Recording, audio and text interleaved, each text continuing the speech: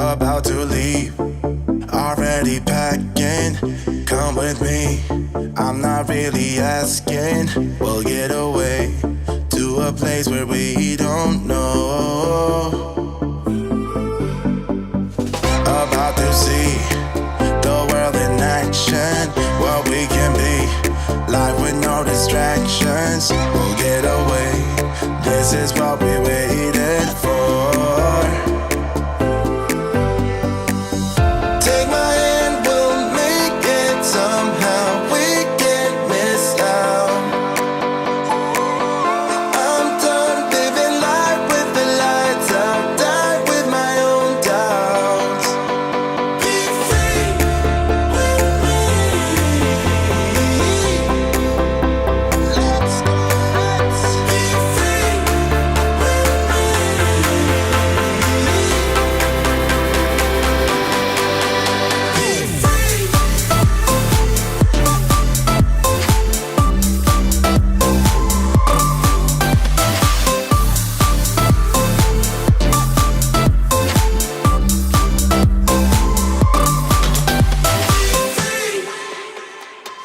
Not looking back, eyes on the freeway, Bonnie and Clyde, a classic cliche.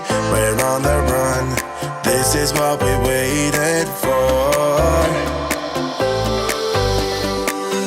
Take my hand, we'll make it somehow. We can't miss out. I'm done living life with the lights out, die with my own doubts. Be free. Let's go, let's be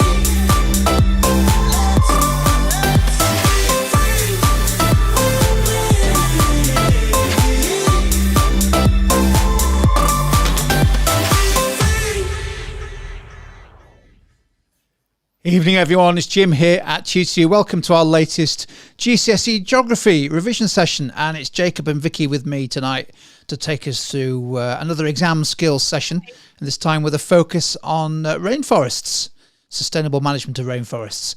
That is as much as I know, so I'm excited to see how the session pans out. I know there's some fantastic activities. So Jacob, Vicky, do you want to explain how it's going to work, and then we'll get cracking? So last term we did a session looking at deforestation. So this time we're looking at how to manage those tropical rainforests sustainably. So it ties in really nicely. Obviously, if you haven't seen that one, then you can find it on our Tutor to You replay page with lots and lots of other videos. Probably about 40 now, do you think, Jim? Easily, maybe 41. Loads. Yeah, maybe 41. So we've got loads on there. So we're going to kick off proceedings tonight with a couple of activities before going into some content. We're starting off quite nice and easy. We're going to think about why it's really important to manage those rainforests and how we can do that in a sustainable way to ensure that obviously those rainforests that are really, really vulnerable are here for a long time to come. So I think I am doing the first activity, and then I'm going to hand over to Jacob for a nice, easy rainforest structure activity. Great stuff. Okay, enjoy everyone. And as always, ask away in the live chat. Vicky and Jacob will pick up on your questions and your answers as we go. So have fun. Super. So we're going to start off with an application gallery, which is one of our newer activities. So hopefully you've seen this one before. So application is a really important skill at GCSE, and it is one of your assessment objectives. It's certainly something that you will be expected to show in those 6 and 9 mark questions. So it's all about how you apply that knowledge that you have and that understanding that you have to a new situation. So the activity that we have helps you to do that. So you are going to see an image in a moment, and we just want you to think about what other topics topics, themes you could apply it to. So can you pop your answers into the chat window? So we have an image on the screen. Jim, if you can just pop the clock on for us. Super. So get your ideas down into the chat window.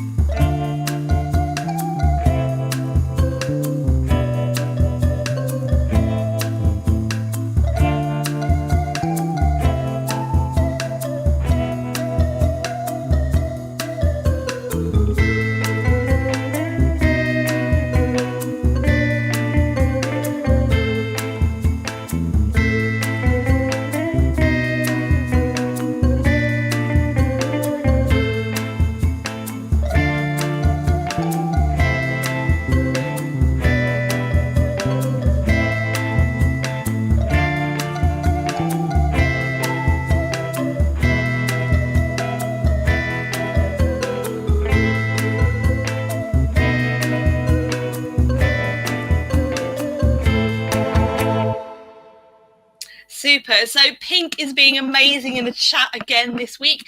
So we've got slash and burn that's come up. We've got climate change. Jim, can we have some other topics on the screen for us, please?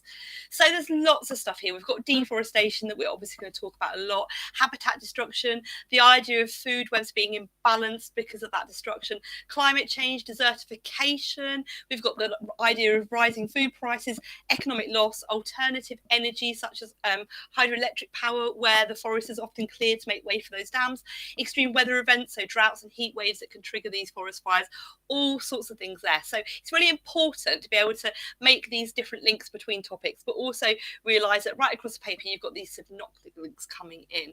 Super. I'm going to hand over to Jacob for a much easier task. Okay, everybody. So we are going to start off nice and simple, and we are going to simply look at the layers of the rainforest, okay? So we have got layer A, layer B, layer C, and layer D. Now, what I want you to do is I want you to match them up correctly with the different numbers. So forest floor, canopy layer, understory, and emergence, okay? So a nice simple task. Lots of students do get these mixed up the wrong way round, so it's always good to practice and get them in the right order, okay?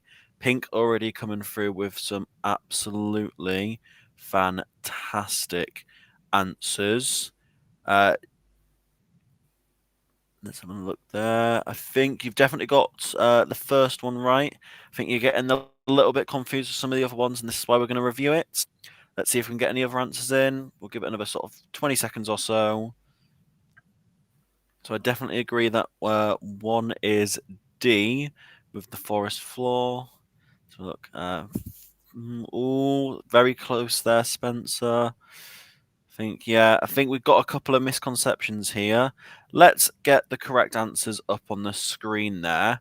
So this is where people commonly make misconceptions, and it is those emergence and canopy layers and understory, okay? So the forest floor, nice and easy, okay? So D is 1. Very, very simple. The next few ones are where it gets a bit trickier, okay? So B is the canopy layer, okay? Now, you always need to remember this as being the main body of trees, okay? So majority of the trees in the tropical rainforest are found at the sort of top of the canopy layer, and that's sort of where the most of the sunlight gets blocked out. And then we have the sort of all the vines and all them growing plants that are found in the understory below it, and only our very, very tallest trees are found at the very, very top, and those are emergents. Think of them, they're popping out at the top and they're emerging higher than everyone else. So it always starts with emergence at the very, very top, then moving down to our canopy layer, which is where the most of the trees are, then to our understory, which is where a lot of our vines are, and then the forest floor at the very base, where lots of our leaf litter is, and humus. So really try and revise and get those layers in the right order, and then once you've sort of figured out a method to get it down, then you'll be perfect with it. Okay, so gonna move on. I think it's Vicky again, just going to talk through what we are looking at today in total. Excellent. Thank you very much. I'm really glad I put that activity in. I wasn't going to, but then I did it last week with my own class and they didn't know the right level. So I thought, well, it was worth popping in. And obviously it was because we had a few misconceptions in the chat window. So we are looking at sustainable management of tropical rainforests. So we need to know why we need to protect those rainforests in the first place. We need to know how that we protect them on an international level. So think about conservation and education. So agreements on hardwoods and also something called debt reduction that we're going to talk about in a bit. We're going to look at protecting them on a national level. So, for example, using forest reserves, having laws within the country that make protection really important. And then on a local level, so all the small scale sort of things that we can do. So we're going to talk about selective logging. We're going to talk about agroforestry and replanting. We're going to talk about how we stop illegal logging and also ecotourism. So I'm going to hand back to Jacob for a 60-second challenge. Okay, so 60-second challenge today. So we have got 5 different keywords on the board, and we have got 5 answers that match up with those keywords. You are going to have 60 seconds in total to match up the correct letter with the correct number. Okay, so Jim, let's get that clock started. Wonderful, here we go, okay? So if you are on watching on repeat, then you can always pause and take a little bit longer. But everyone else will try and get some answers in the chat. I'm keeping a close eye on it. So which ones do we think are matching up with each other? Start with the easiest and then work your way to the ones that you are struggling with a little bit more. Make it easier. Okay, process of elimination. Yeah, fantastic start there, Pink. Absolutely wonderful. Yep, another fantastic answer there from Pink. Fantastic, Sophie. Amazing. Some really good answers coming through there. Fantastic one again. You're out of 3 so far, Pink. Wonderful, Sophie. Martin. Nearly there. Okay, absolutely amazing. There's some absolutely fantastic answers that have come through there.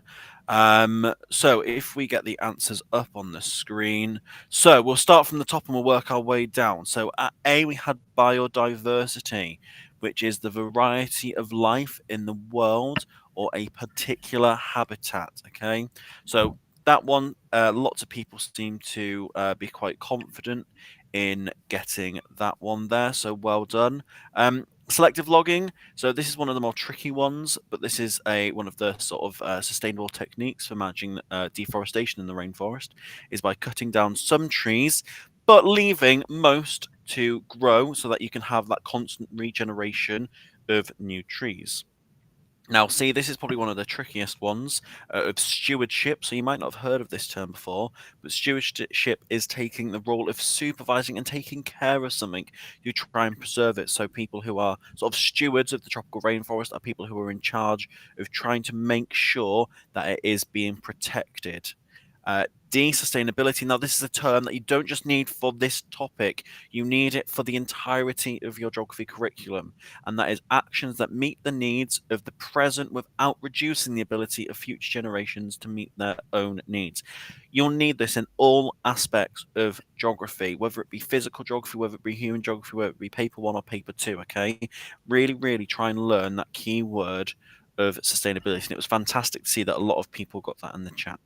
And then our last one, E, is 4, which was interdependence, way in which organisms in an ecosystem rely on each other. Again, quite a lot of people are quite confident on that one, but again, really hammering down on our keywords is really going to benefit us, especially when it comes to a couple of those longer answer questions. Throwing in terminology like this is really going to benefit you, and it's going to make that examiner really believe that you know what you are on about.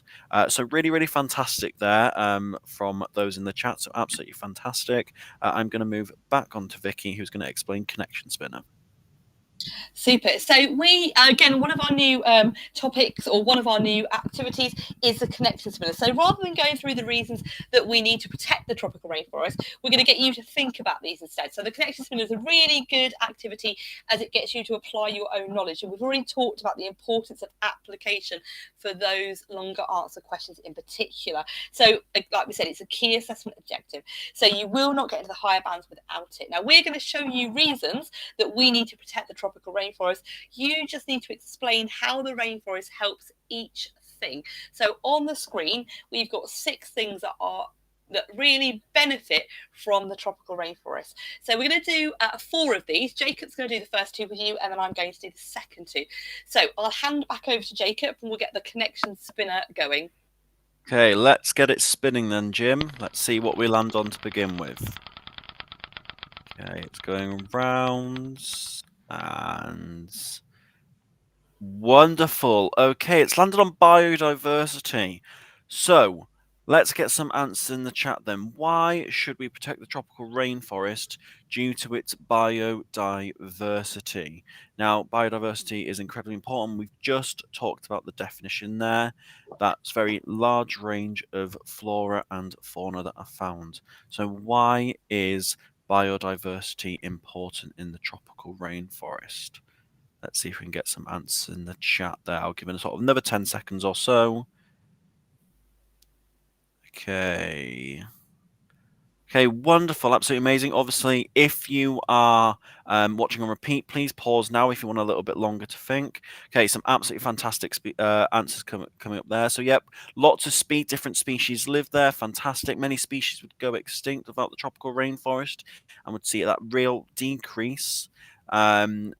Absolutely amazing there, Pink, as well. Many creatures and plants rely on each other. Absolutely fantastic. That interdependence, and mentioning that from the sort of the activity we've just done there, the interdependence of them on all different food webs. Absolutely amazing. Okay, so tropical rainforests contain nearly half of all the global fauna, which is animals, and flora, which is all the different plant life. Okay, some of them we haven't discovered yet, and it is the most diverse biome that we have on our planet.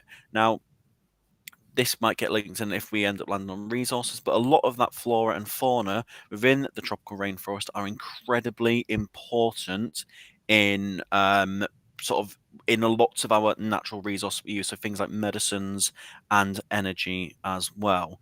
Absolutely fantastic, some fantastic answers there. Okay, let's give it a spin one more time and let's see what we land on this time then.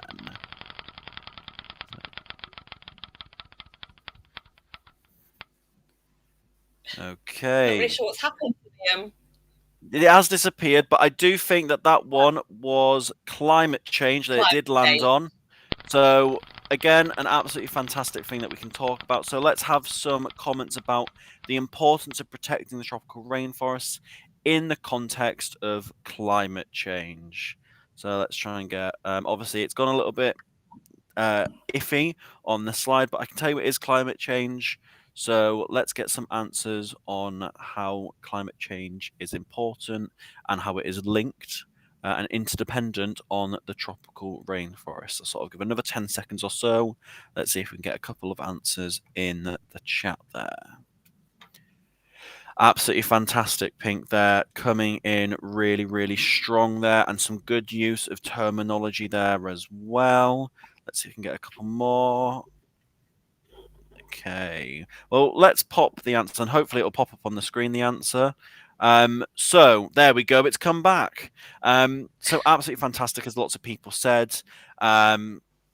Tropical rainforests are carbon sinks. It's really, really good to see quite a lot of people talking and using that terminology of carbon sinks there. It means that they absorb more CO2 than they release, okay? So it takes in quite a lot of CO2 from our atmosphere. And that means that therefore there'll be less greenhouse gas in our atmosphere. And so when we deforest the tropical rainforest, we are going to be releasing that CO2 back into the atmosphere. And that is going to have a very large impact on climate change. I'm also going to just touch a little bit on what sort of Sophie's mentioned there in terms of sort of soil erosion. So you can sort of link it in with that as well, in sort of the terms of when you are deforesting these tropical rainforest areas, it can lead to very high rates of soil erosion. And again, it's all about releasing that CO2 from those carbon sinks. Desertification probably wouldn't happen just because of the climate. It's still very, very hot and wet. But it is that idea of soil erosion. Okay, I'm going to pass back over to Vicky for the last two connection spinners. Perfect. It is probably worth mentioning, though, that deforestation is a cause of desertification, but just not tropical rainforest deforestation in this case. Okay, we've got missing letters. I'm not really sure what's happened here. So let's try and remember where it's spinning to. Okay, so water. So why should we protect the tropical rainforest in terms of water? Well, it's come up on the screen, so we can talk through these ones. So tropical rainforests are a really important source of fresh water. So 20% of all fresh water across the globe comes from the Amazon basin. So if you've seen that picture of the basin, you've got the Amazon River going through, which hopefully we all know is the world's biggest river. It's the widest, it's the deepest, but it's also got major rivers flowing into it as well. So if you look at that basin, sort of that diagram from the air, you can see just how much water you have in that environment, which is why the environment is also so moist as well. So all the water helps keep the climate cooler as well, which is really important for local climate change also. Okay, let's do the last one. I've got a feeling we might have the same situation. Okay, so let's get the spinner going.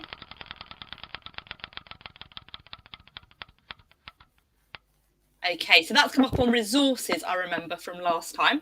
So let's have a think about why we need to protect tropical rainforests in terms of resources. Why is it so important? Okay, so it has come up on the screen. So like Jacob mentioned earlier, we get lots and lots of materials, lots of resources from the tropical rainforest. They provide us with food, so fruit and nuts, for example. They also provide us with things like rubber, with hardwood, which we'll talk about in a bit. And Jacob mentioned earlier the idea of medicines such as anti-cancer drugs. You've got really strong painkillers that we originate from the forest. And in fact, 25% of all medicines that we use come from the rainforest. So it is incredibly important. Now, we are chopping down the rainforest for food in terms of plantations and in terms of those great big cattle ranches, but we also use it as a source of food. So we obviously need to find a balance there as well.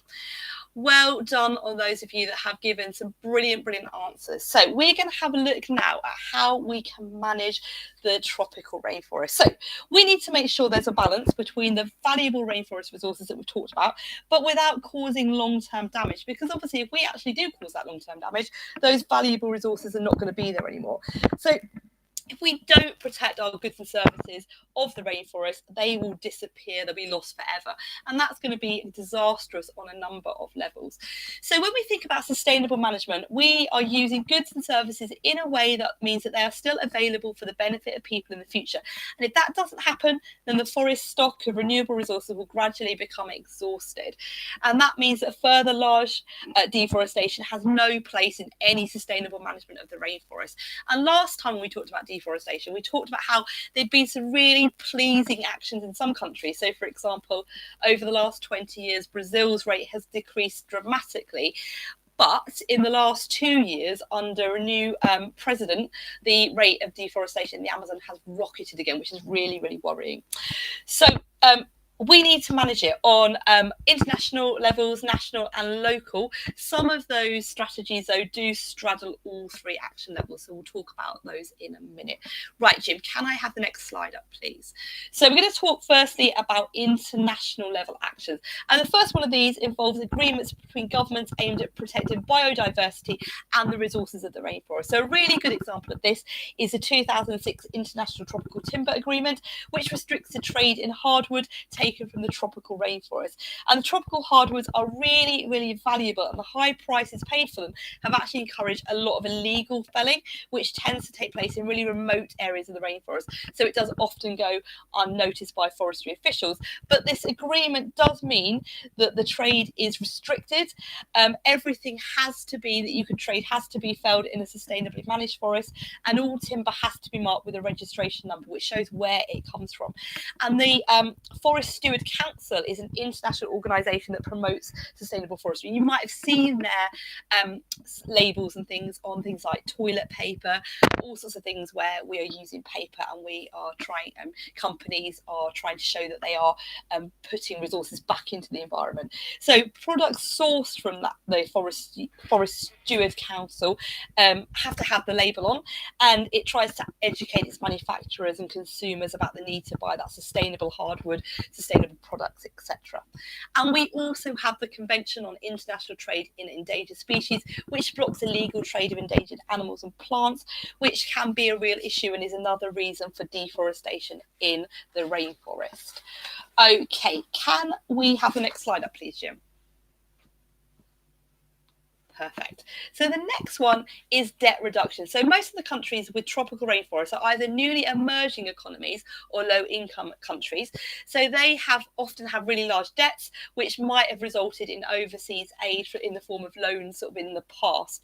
Now, we have schemes known as debt for nature swaps. These are sometimes arranged by these countries. So a really good example of this is in 2010, the USA signed an agreement to convert a Brazilian debt of £13.5 million to fund a large project to protect areas of tropical rainforest. And Costa Rica recently has agreed to spend £27 million on conservation projects in return for a reduction in what they owe to Western governments. So we call this debt reduction, but again, it's also known as debt for nature, where these high income countries are agreeing to write off the debts of lower income countries in return for a promise that the low income country will invest in conservation projects. And if we didn't write off the debt, those conservation projects wouldn't be able to take place because those countries wouldn't be able to afford to do so. So it is really important. And actually, these agreements help countries like us meet our own targets for supporting conservation, but also for tackling climate change, because the more rainforests that we have, the bigger carbon sinks we have for the future. Okay, can we have the next one up, please, Jim? So our next one is international level action in terms of conservation and education. So this tends to be done mainly by non-governmental organisations, so NGOs, such as the World Wildlife Fund for Nature, BirdLife International, Flora and Fauna International, and these are all charities that rely on volunteers and donations. But they're really interested in all global biomes, not just tropical rainforests, but they do spend a lot of time trying to educate people on the importance of looking after the rainforest. They operate anywhere in the world where they know the ecosystems are being threatened, and obviously we know the rainforest is really vulnerable. So the idea here is that these groups promote the conservation message. They'll do that largely through education programs in schools and colleges. They have enormous web presences. They will provide training for conservation workers, which is another aspect of education. And they will also provide practical help to make programs more sustainable. So again, in poor countries where the governments perhaps are not able to provide that support themselves. And in some cases, they will even buy up threatened areas and they will create nature reserves, which is really important. Now, it is really important that those people that are involved in exploitation and management of the tropical rainforest do understand the dire consequences of their activities. So again, another role is to educate those people that are chopping down the rainforest. Those conservation activities can actually operate at national and local level as well as our international level. Okay, I'm going to hand over to Jacob, who's going to talk to you about national and local level actions. Wonderful. Thank you very much, Vicky. Okay, so sort of continuing with that idea of conservation education, it can be done on a smaller scale as well. It can be done with sort of local governments and with sort of indigenous people who live in the tropical rainforest areas. So governments really need to try and balance a sort of a middle ground between protecting the tropical rainforest, but also developing it as well. Now, lots of governments are going to be very unwilling to sort of hinder economic growth because they are going to want their country to be getting wealthier and for their citizens to be feeling wealthier and getting better standards of living. So it's very difficult for them to have or find a way in order to do both. And then also it's very, very difficult when there is corruption And as sort of Vicky's sort of just mentioned, that a lot of our tropical rainforests are in NEs or LICs, and so corruption is a little bit more sort of rife in those countries. But there is ways in which they can conserve and educate their local people. So they can set up local education programs, and that could be by making conservation, environmental studies, and ecology part of the compulsory school curriculum, so that those people who live in those areas and live in those countries are very much aware of the beautiful resource that they have on their doorstep, and how they can preserve it, and how they can look after it, and how they can respect it.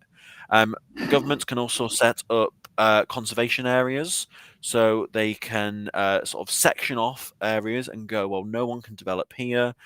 This is protected. The wildlife here is protected. The trees here are protected. And again, by dedicating specialist areas or special areas to that, you are going to be able to almost encourage further conservation, and you're also going to be protecting a certain amount of your tropical rainforest.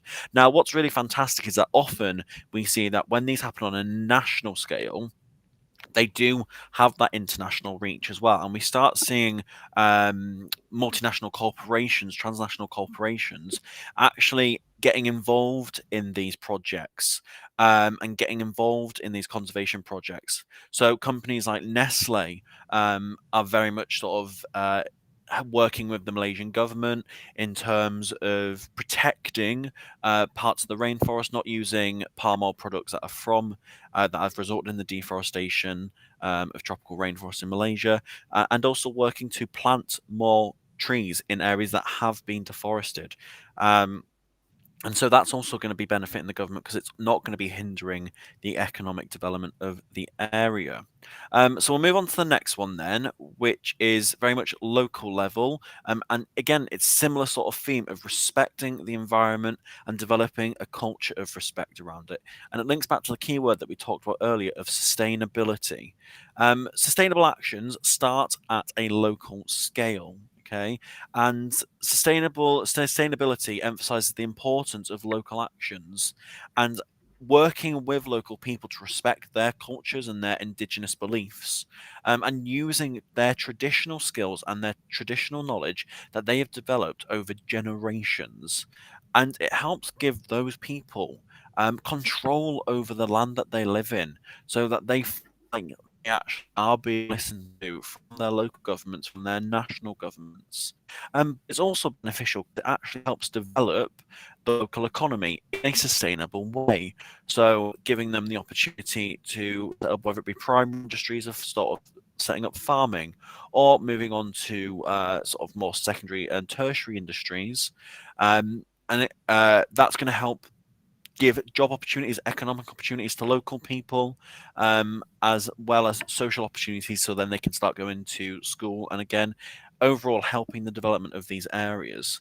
And one other thing they can do is using appropriate technology, which is often cheaper, easier to maintain, and not harmful to the environment. Okay, so by not bringing in these sort of bringing in massive hydroelectric power dams, bringing in sort of smaller local scale techniques in order to increase sort of power supply in a local area potentially. Um, so again, it's working with local people. If we look at the next one, which is small scale forestry, there are sort of three different techniques that can be used sort of on a local scale. We have selective logging, which again we've mentioned a little bit earlier, which is only felling sort of the most mature trees and giving a chance for other trees to start, sort of give them time to mature.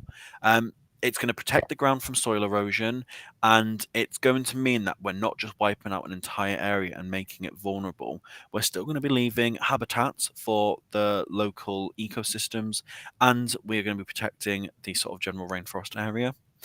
Secondly, we have agroforestry. Now, I absolutely love the idea of agroforestry, which is where you allow crops to be sort of grown alongside the rainforest. Often, what they'll do is they'll clear small areas or select areas in the rainforest and start planting crops. Often, again, if this is done with local people, you're developing and you're stimulating the local economy, and you're going to allow that local economy to grow. And it's also you can link it sort of back to increasing local food supply as well. And again, you're protecting the habitats, you're protecting the tropical rainforests. And then thirdly, we have the simple technique of just replanting areas that have previously been deforested. Um, so trying to recreate that almost original forest cover. So collecting seeds from areas that are primary forest still, dispersing those seeds into sort of tree nurseries, and allowing these rainforests to mimic what the naturally how they would have grown without sort of human interaction. Now, these are all really good methods, but it all starts with stopping illegal logging. Now, rainforests are huge areas, okay, and often they are very, very sort of sparse and they're away from infrastructure. So it's very, very difficult to always stop illegal logging. But by developing modern technologies, developing satellites, and using drones, it is possible. And prosecuting those, so it tries to deter them from doing it again in the future. And we'll move on to our last one, which is ecotourism. Now, lots of countries are starting to realize that this is going to be a fantastic way for them to develop their economy in the tertiary sector. And bringing in people who are often sort of going to bring a lot of wealth into the area to come and look at the scenery, to come and look at the wildlife, and come to experience the local culture, as well as educating them to appreciate the nature that is around them. Countries like Costa Rica, Belize, and Malaysia are very much promoting their forests for this ecotourism. Now, as a geography teacher, I speak for most geography teachers in the fact that I would only ever go and visit a rainforest if I was to do it in an ecological way that was going to be beneficial to the local economy, but also not cause any damage. Because it's really, really important that we can take what we learn on any of these sorts of trips and bring them back to our country as well to show our appreciation for these local cultures in these areas. And again, by developing this ecotourism, it is going to help uh, stimulate that local economy, bring profits of into that community in a sustainable manner, rather than them just deforesting the area and selling off their land to make a quick buck. This is going to help them have more money over a much longer period of time. Okay, we are going to move back on to Vicky, who's going to do a little bit of categorize review. Perfect. Thank you very much. So we're going to check how well you were listening just then. So on the screen, you have 8 sustainable management strategies. You just need to sort them into local, national, or international with 60 seconds to do so. So if you pop L and the letters after it in the chat window, N for national and the letters after, sorry, the numbers after, and international and the numbers after. So Jim, if we can have 60 seconds up on the clock, please. So we have the forest reserve, forest. We have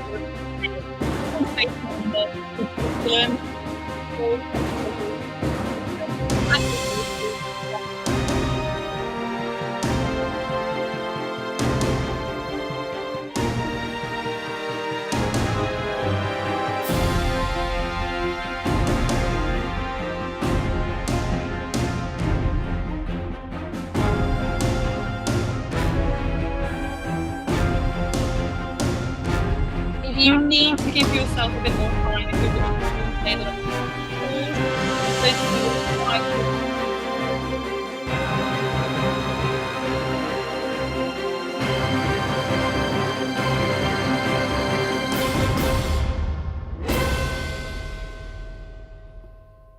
Excellent. So Jim, can we have the answers in the right boxes?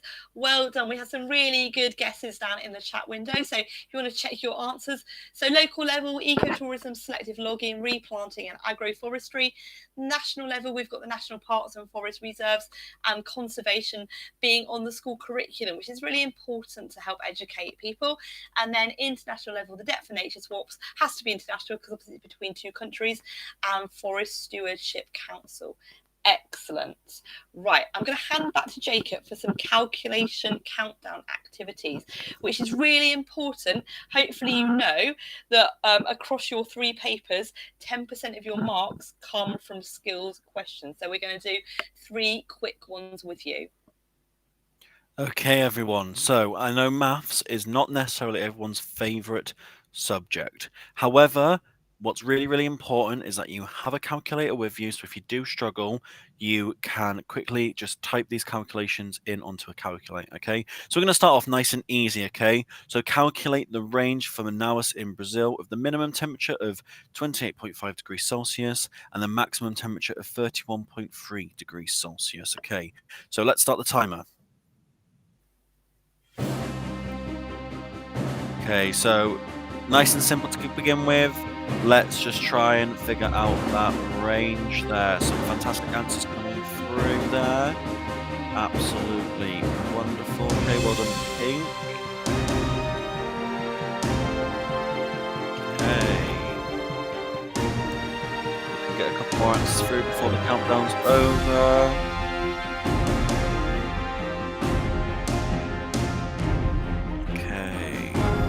Really good answer there. If you are struggling a little bit, you do feel free to pause if you're watching it on repeat.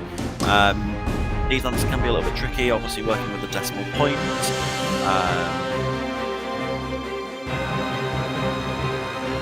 Fantastic there. So fantastic Emma, fantastic Spencer, really well done there.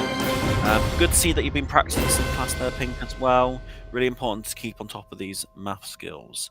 Okay, let's see what the answer is. And fantastic, lots of people got it right. It was 2.8 degrees Celsius. Now, these can often be a little bit tricky, okay? If you have a calculator with you, it tends to be perfectly fine, okay?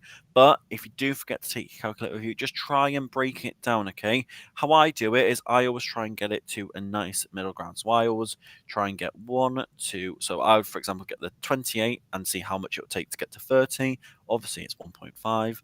And then the 31, much would I have to go back to get to 30? 1.3, add them together and you get 2.8 as well. But obviously use any method that works for you if you didn't have a calculator. But do take one into the exam, because this next one is going to give us a reason why. Because you now need to calculate the mean average rate of deforestation in kilometers squared using the 3 figures above of 11,088 in 2020, 10,000 129 in 2019, and then 7,536 in 2018. So let's start the countdown. Okay, so this is a lot tricky, okay? So let's see if you know how to calculate those mean average rates, okay? So hopefully you've got a calculator on you. It's a lot trickier, this one. Really impressed to see some answers coming through.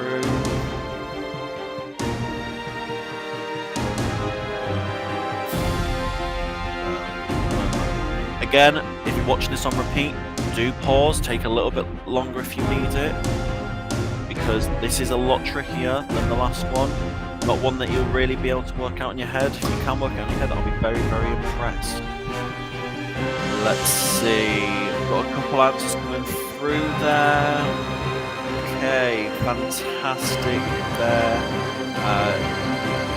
Emma, Pink, wonderful. Okay, so we're pretty much there with the timer now. So again, absolutely wonderful there. Okay, so with the mean, you need to add each of those numbers up. So 11,088, 10,129, 7,536. Get that total number, which is 28,733, 28,735. Divide that by 3, and then you would get 9,584. I would I would probably just recommend sticking with the whole number. Often they will state in the question whether they want it to be a whole number or if they want it to be a decimal point. Okay, so read that question very, very carefully. Often they'll do this with a lot of percentage increase questions where they'll ask you to do it to 1 decimal point or as a whole number. So read the question carefully, because obviously each question is going to be different. Okay, so obviously if you calculate and it comes to a point, obviously round it up or down based on whether it is 4 below or 5 and above. Okay, hopefully that makes a little bit of sense. So we are going to really step up the game now on to the last one. So the Amazon rainforest is 5.5 million kilometers squared in area. It is predicted that deforestation rates could reduce this by 30% by 2030. So you are doing a percentage decrease this time by telling me what the Amazon rainforest area is going to be by 2030, so a reduction of 30%. So let's start the countdown. Okay, here we go. Okay, so a percentage decrease. People tend to be quite confident on percentage increases, but not so confident on their percentage decreases. Okay, so have a good go at this again. If you're on repeat, please pause, and then you can obviously take a little bit longer. Again, get a calculator out. Fantastic already. Ping coming in with an absolutely wonderful answer there. Very quick on the maths there. Fantastic as well, Sophie. Absolutely wonderful. Okay. Wonderful, Gregor there. Absolutely wonderful. Fantastic, Emma. Really, really well done. Really, really impressed there. Some absolutely fantastic answers coming through. And I really love that little correction you've just added on there, Emma, of adding in the kilometres squared. So a lot of right answers there. 3.85 million kilometres squared. Okay, so obviously you are looking at a 30% decrease. So you would want to do 100 minus 30, obviously equals 70%. So 5.5 times 0.7. So obviously you are going to want it to go sort of down, and if you do that simple calculation of 5.5 times 0.7, it will give you an answer of 3.85. Now what's really, really important here is to add in the million and also the kilometers squared. Okay, often they are very, very picky about it in the mark schemes, that they want that unit and they want that specific number put in. Okay, it is fine sometimes to write it out in full, like Pink did in the answers there, but again, just be very, very careful that you are adding in the correct units. Okay, now we're going to move back on to Vicky, so some exam practice. Excellent. So we talked a lot about ecotourism a little while ago. It provides a much more sustainable income than felling trees. So we have a 4 marker on the screen to just how ecotourism can provide a more sustainable income than felling trees. So Jim, can we have the next slide up that gives us some tips to think about? So we need to think about the education and conservation, and we need to think about jobs. So the multiplier effect, the idea that something leads to something else, that leads to something else. Okay, so if we can have some exam gold up on the screen. So it's a 4 marker. So generally we would teach you to give 2 ideas that have both been elaborated. So you could have one idea about education and conservation, and you could have the other impact about, so the other one could be about the economic impact. So you could talk about jobs that are being created, for example. So in an eco lodge, you would have hospitality staff, you would have local guides, you would have all sorts of people. But also don't forget the question does talk about felling trees. So mention the disadvantages of this. So you can talk about obviously the fact that that has a big impact on local habitats, whereas ecotourism is all about teaching people about the benefits of conservation. So also don't forget to talk about the knock-on effects of education and jobs for local people. So we've got the idea of the multiplier effect again. So if local people are earning more money, then they've got more money to spend in local businesses, etc., etc. So we're going to have a look at a stepping stones activity to produce a chain of analysis to explain how ecotourism can provide a much more sustainable income than felling trees. So we've done a couple of these recently on previous sessions. So we will show you the start of an answer and the end of an answer, and you just need to fill in the gaps for us. So we have at the beginning, ecotourism is small-scale tourism that aims to educate people on the importance of looking after ecosystems. And then at the bottom, so therefore ecotourism provides a much more sustainable income in the long term than other rainforest uses. So in those two missing boxes, we need to find something that tells us why ecotourism is more sustainable in the long term than the other rainforest uses. So if you are watching on catch up, pause the video to give yourself a few more minutes to have a think about this. You can write the answer out yourself. So, Jim, can we have our first stepping stone revealed, please? And I don't know why it's come in the wrong order here. Can we have the other one up as well so the answer makes sense? Super.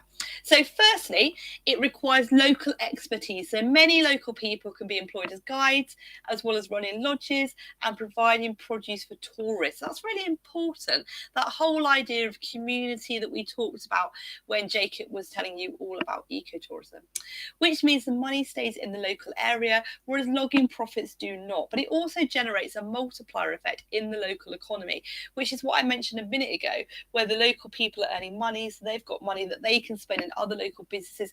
It all causes a knock-on effect, which is really important. You could also argue that perhaps if people are earning money, they can afford to send their children to school, they get a better education, therefore they can go on and earn more potentially when they leave school as well. So lots of things there. So this is a really good answer on the screen, looking at that chain of analysis about how ecotourism is small scale and it aims to educate people on the importance of looking after the rainforest, but it brings in lots of other interesting things that means it is much more sustainable in the long term than other rainforest uses. And in the chat, Emma has said it also allows less impact to be put upon the natural scenery. Therefore, it will stay natural and it won't be made more urbanized. Perfect. That's a really good point, Emma. Well done. Right, we are going to do some really, really quick true or false questions to finish our session off. I'm going to hand back to Jacob for those. Okay, so some nice and quick ones. Okay, so tropical rainforests experience a small range in temperature throughout the year. A quick 5 to 10 seconds. Pop your answers into the chat box. It'll be as quick as we possibly can here. So let's see. Give it another 5, 4, 3, 2, 1. Okay, some fantastic answers coming through there. Fantastic. It is true. So well done to those of you who got it right there. So Gregor and Pink. Let's move on to our next one then. So let's speed through them. So the tallest layer in the tropical rainforest is the main canopy. So true or false? We have looked at this already today. So hopefully we'll be able to get the correct answer popping through. So again, only 10 seconds. We're going to be as speedy as we can with this. So let's see if we can get some answers up. So, okay, fantastic there, Gregor. Okay, so let's get the answer up on the screen there. It is false. The emergents are the highest layer. Okay, so remember, emergents are the ones of those sort of individual trees that do pop out the top. The main canopy is where most of the trees are, so that was false. Okay, next one then. So commercial farming poses the greatest threat to tropical rainforests. So quickly, another 10 seconds or so, speeding our way through them. Obviously, if you are watching on catch up, then you can pause if you do need a little bit longer. Okay, some answers coming through there. Okay, fantastic. Let's get the correct answer up on the boards. It is true. Now, we had quite a lot of falses there, but commercial farming is the greatest threat, okay, because illegal logging is often part of that commercial farming, okay? So often people are burning down large areas of the rainforest or chopping them all down so that they can plant crops there. Often it's things like palm oil, or it can be things like sort of cattle farming, which require very large areas. So actually, commercial farming is the greatest threat to the tropical rainforest, okay? Slash and burn is part of that sort of technique there, Pink, okay? So last one then. Tropical rainforests are located between 15 degrees and 35 degrees north and south of the equator. Is this true or false then? So very, very quickly, 10 seconds or so. Fantastic. Some answers coming through already. Okay, so quick as we can. Another 5 seconds or so. Okay, 3, 2, 1. Let's get the answer up on the screen there. Fantastic there, Matilda. It is false. Okay, so remember we get tropical rainforests occurring at the equator, and sort of up towards about 15 degrees there. Okay, but we mostly find them along the equator, so that is false. Okay, we mostly see the deserts more up that way. Oh, we had one more, a bonus one then. So leaves in the shrub layer are a deeper green as they have more chlorophyll for photosynthesis. Okay, so thinking about a plant adaptation here. So leaves in the shrub layer are a deeper green as they have more chlorophyll for photosynthesis. Let's see if we can get a couple answers in there. 5 or so seconds, going to be nice and speedy. Okay, let's see. Some fantastic answers coming through there. Okay, let's get it. It is true. Okay, well done, Emma, for getting that one right. Okay, so because there is so much of the sunlight that is blocked out from that main canopy layer, they are a deeper green so that they can maximize the amount of the very little sunlight that gets through. They can maximize it for photosynthesis. Okay, so we are there. Wow. We have got through it. We packed a lot there, didn't we? Packed a lot into that session. Fantastic. I'm very surprised that everyone didn't know that emergence were the highest layer of the rainforest. I thought that was something everyone knew. It's just one of the ones that people do just slip up on. I must admit, I thought the canopy was the top. There we go. But that wasn't the only question I got wrong in that session. I thought you were leading into a joke there. I was kind of waiting for some sort of punchline. No. Well, I can if you want, but you'd have to give me 10 minutes to go find one. Okay. Fantastic. Loads and loads packed in there. That was really great. So many thanks to Jacob and Vicky, and to Pink and Emma and Sophie and everybody else who's got involved in the live chat tonight. It's been great to see you. I know lots and lots of students watch this on replay, and we don't get to see your responses and questions in the live chat, but hopefully you found it useful too. It's a regular slot, isn't it, for our GCSE revision? And don't forget, Vicky and the team are on the road. We're coming to a cinema near you for our GCSE Geography Grade Booster workshops. I think we're coming to London and Birmingham, aren't we, this year? So if you go to tutortu.net and have a look at maybe a date when you can come and see the team and do a day of intensive revision and exam technique with a big packet of popcorn and some nachos at the same time. Looking forward to that. What's our topic next week, Vicky? Have we got one lined up yet? I know we. I think. Well, I'm about to write it this evening. I think we're going to do cold environments next week. Okay. Like deserts. That kind of thing, is it? Yeah. Yeah, cold environments like Yorkshire. Fair play. Can't argue with that. Brilliant. Many thanks as always to Vicky and Jacob. Fantastic session, and to everyone who's joined us. And we'll spread the word. And actually, just a quick reminder: if you follow Tutor2Jog on Instagram, we're doing daily GCSE revision now, aren't we? So, one or two, sometimes 3 little sort of mini revision activities. So, well worth. I know everyone is an Insta fan. If you follow Tutor2Jog, I think that's right, isn't it, Vicky? Yeah, it is. And then test yourself on the way to school or on the way back, or just as you're chilling out. Superb. Right, we'll sign off now, and all the best to everyone. I noticed that Emma's got a paper 2 tomorrow, so Good luck. This is you'll be in good shape. Great answers, so all the best with that, and we'll see everyone this time next week. See you later.